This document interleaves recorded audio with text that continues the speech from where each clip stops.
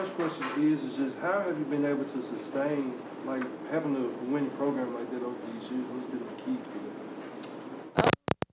Culture. It's it's getting players to buy into our program, and all the things that requires you to be great and have great standards. And I think it's probably we recruit players with great parents that really have an understanding of how this thing works, and they trust the process. And I've been very lucky. Go ahead. Just month over month, what did you see growth-wise from this Ole Miss team? From you guys beat them pretty bad last time, and it was pretty close most of the way through this one. Growth. I mean, it's buy-in, it's discipline, it's creating a standard, a high standard and you don't back down from it, no matter what's thrown your way. And I think Yo's done a great job at just creating a great standard and culture to where players are buying in and they're seeing the results fairly quickly.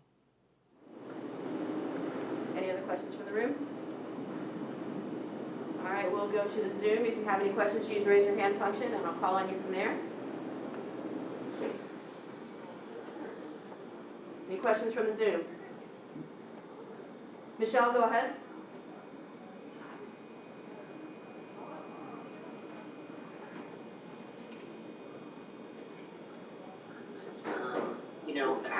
How well this team's playing overall, and just your thoughts on that. I mean, I think we're hitting our stride. I thought that especially the core group of our players, they really understand how to play at this level and play in this environment. I thought some of the players that we brought in off the bench probably didn't handle the situation quite as nicely as they've handled other situations. But it's all a learning experience, and our core group of players set the example of how things need to get done. So hopefully everybody's continuing to learn because we're going to need them in the next phase of our season, which is postseason. Joe, and then David. Dodge, when it comes to Destiny, obviously she's been a great performer. She's playing so well. It seems like moves at a different level these last couple of months. Is this a sense of urgency, you think, with where she's at in her career, being a senior leader on this team and knowing what she wants to get before she leaves? Yeah, I think it's a combination of her. I mean, she wants to win, and she wants to do her part. She also wants to do well. She also has a really good understanding of every time that she takes the floor, it is it's an interview, for the next level. And she's done well. Like, I know that if I'm a WNBA GM or coach, I'm drooling by some of the stuff that she's doing out there on the floor, and her development is shaping up pretty nicely as she ends her career with us. David, and then Corey. Hey, Dawn, I saw that, obviously before the game about Camilla's injury, and what I saw, I couldn't see her on the bench. Is this something that could keep her out long term? I don't think so. I think we just erred more on precaution than anything. We know what we're about to face in the next week or so in the SEC tournament. I don't really see it keeping her out. So we'll continue to reevaluate and see where she is. But, knowing Camilla, she's going to want to play. Corey, and then Mike. Hey, Dawn, I wanted to get your thoughts on just some of the missed layups today. Just what did you see kind of in the moment on those, and how do you guys just keep this from being something that just continues to rear its head as you guys enter into postseason play? Well, I mean, before today, I thought we did a pretty good job with making layups, and we were defended. We were defended pretty good, and I thought at times we were moving a little bit faster than we needed to move. I think most importantly, we got a road win in this tough league against a really good Ole Miss team. So, we shot it when we shoot it, 43%.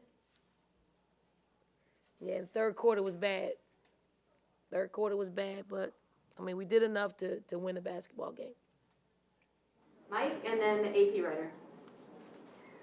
Hey, John, you look at someone like Bria Beal, scores a season-high 11 points today, and I think some people, it's easy to look at the stat sheets and get caught up with stuff, but obviously her role is a little bit different than some of the other players on the team. How does a player like Brie, not just, what she does and what she brings to your team, but how does that kind of sum up what this team's all about, with some of these players sacrificing maybe some extra shots, extra touches, extra points, knowing that the big goal in hand is to be able to win a game?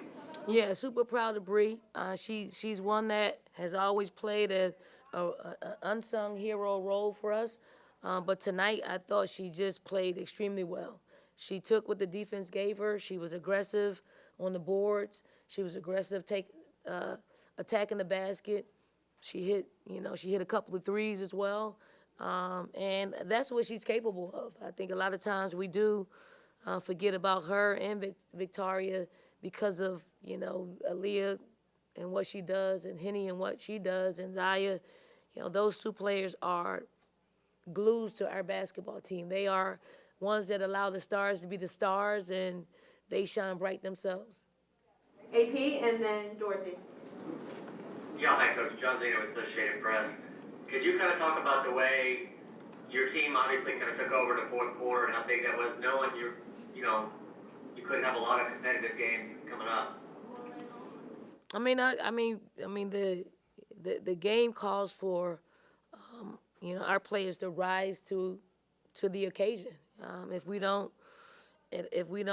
hunker down defensively, create some turnovers and turn them into some easy transition buckets, Ole Miss could have made it a long afternoon for us. So I thought we had our players who have been together for a very long time use some of our experience of being together in that fourth quarter. But it was, it was to be expected from them because they've been here before. They really understand how to play on the road in a hostile environment, and they delivered. Dorothy, and then we'll close it out with David. Dorothy, you're on mute. So sorry. Hi, Coach. Thanks for your time. I want to talk with you about this year's team. Tell me what made this year's team so special, and how has it been coaching this year's team? And talk about the conversations you've had, the mission that you're on, and then my last question, Aaliyah as the leader of this team. What have you seen? Well, coaching this team is I think it's very similar to the job that we do coaching every team. I think our job is to make sure that our players are prepared, to make sure our players are approaching each game as a one-game tournament. And they've been really good at doing that. This team has been together for a long time. Like, the core group of our players have been together. This is their third year.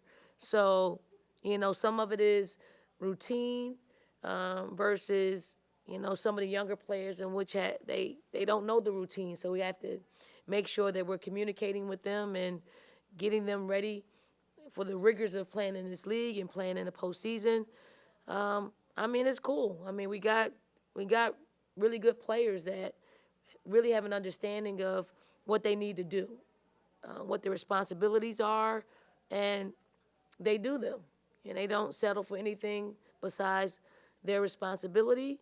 And then Aaliyah is,